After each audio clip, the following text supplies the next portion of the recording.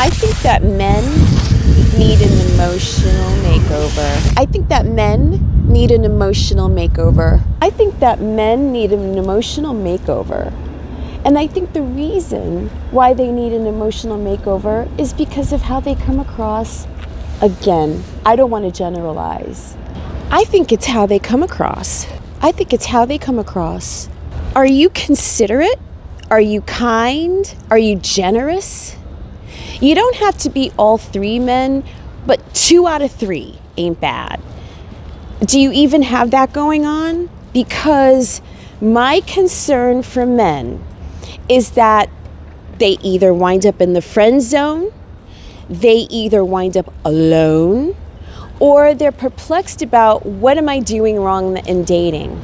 An emotional makeover is you doing inventory, you doing a soul search where you go, what could I have done different with my last relationship? What can I do different now? What could I have done different in past relationships, even with women that are friends? There's always something you can do different. And just remember, like attracts like. You should be treating her the way that you want to be treated. Are you? Is that something that you're doing? Or are you just letting it, whatever hits the wind, as long as you get what you need? That's passé, that's old school, and that can't happen anymore. So what I'm saying in essence is, what can you do to fix it? What can you do to maybe take a break, maybe take a minute and go, you know what? You don't have any money, let me go to an outlet and get a few nice pieces. If you don't have any taste, just get a men's magazine for $5, sift through it. Better yet, go online and it's free. And I'll tell you, solids are best. I love a turtleneck on a guy, but if it's warm, get something with a small print. And there's something about an all-white crisp shirt. I've done a video on this before, and a baby blue shirt. I don't care if you're very dark skinned or very, very white. There is something about those two colors that work and don't wash you out. And, it has to be crisp. Don't take it out of the wash and then throw it on. And then you can do, maybe a nice belt with a belt buckle, a jean, slacks. Make sure they're not high waters, which means they're too short at the ankles. Try. Again, if you're balding, rock it. If you are insecure about that, then what I would do is I would say, get a fedora, but with a small brim, like almost a summer hat, and they come in felt, because a big brim is like, he's too showy, he's a lot of work. You can even tilt it backwards a little bit. Throw on a scarf and you're golden, with or without a blazer. Or you can do a blazer with a cool, funky t-shirt with an emblem in the front, and then repeat the slacks or whatever. Shoes. You can always tell a man by his shoes, guys. Don't get it twisted. So if you have that outfit that I just told you put together and your sneakers are dirty and tattered and torn, it counts. Boots can look inappropriate if they're like, country western boots, unless you put the jean over. Just a loafer. You're maybe a short king, then add a little bit of a wedge of a rubber sole. There's ways. You guys know how to do it, but I'm a professional stylist. I was for over 20 years. You can always hire me if you're confused. I've done many male models and musicians and things like that. So, you're welcome to hire me, but this is a quick, easy fix. Unfortunately, it's the way of the world. People treat you the way that you look, right? 1 down. 2, the personality. Are you cheap? Do you have an attitude? Do you have a chip on your shoulder? You know how unattractive that is? And the woman doesn't have to be drop dead gorgeous. She could be plain Jane, but it is a super turnoff to any woman of any walk of life. It's a turnoff. Another thing, are you just monopolizing the conversation by just talking about yourself? That's okay for 5 minutes, and quite frankly, 5 minutes can feel like 15. So again, monitor, hear yourself when you talk, read the room. The other thing, do you bring up ex-girlfriends?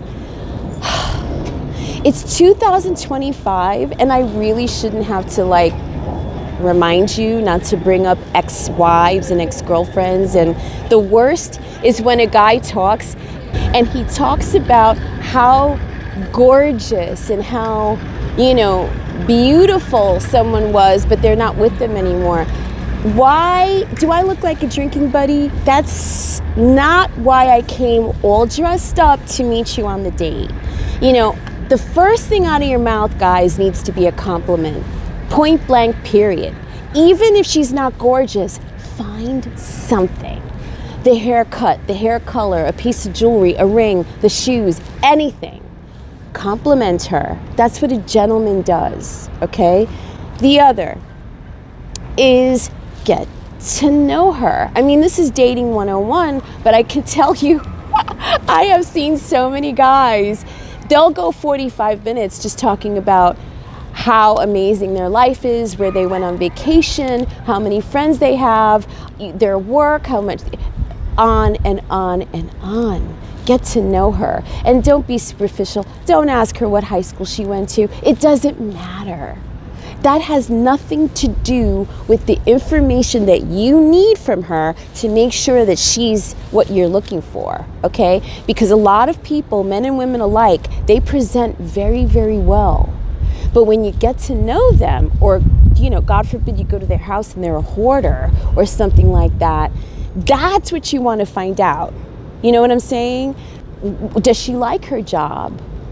Because, men are always talking about how women want them for their money. If she doesn't like her job, that's your little radar going, okay, well, what do you do that you like? Do you have a hobby? Because she may be looking to make her hobby into an online thing.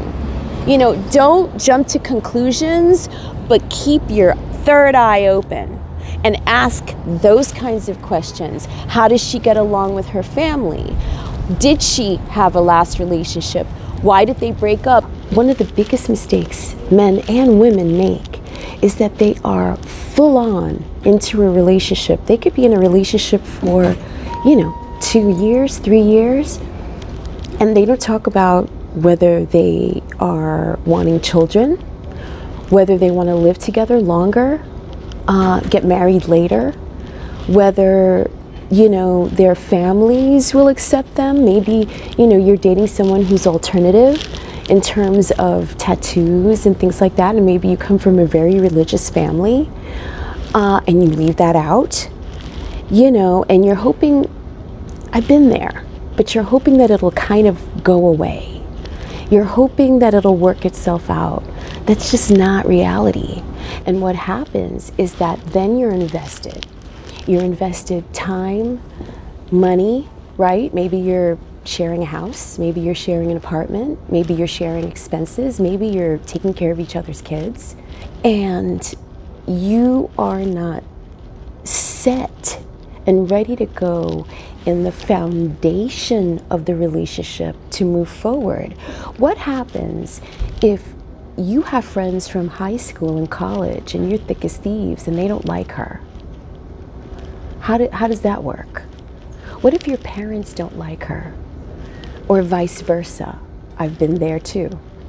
And it matters and it counts because it's a toxic infiltration into your relationship that doesn't go away, especially on the holidays, especially if you do have children together. And, maybe you guys are great with her parents, but his parents are toxic and controlling and interfering. Another thing that you want to know is, does she have your back? Is she going to be there through thick and thin, or only when you have money, only when things are good, only when your job is good?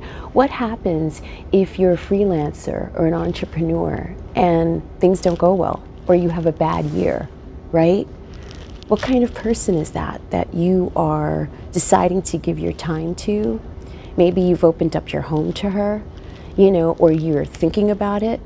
You want something serious, and maybe she does at the beginning, but then doesn't down the road. Is she wishy-washy? A lot of women will get with men and say, oh, I want children, I want the white picket fence and all of that. Once they're in, and let's say you have money or you have something to offer her, connections or whatever, once they receive that, it's a different ball game, because they don't want to ruin their body just in case, right?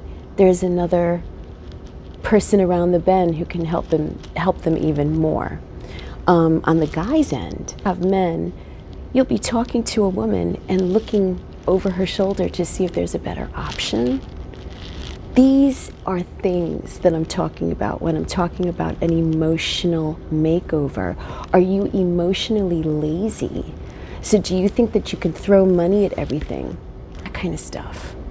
Are you there for her when she's sick? I got a lot of these, but it's really important.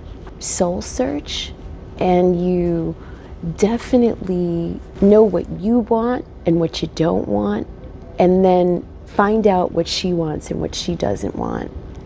Then you can become a power couple. Then you know who and what you're dealing with to the best of your abilities, because I know people change. Believe me, I get it.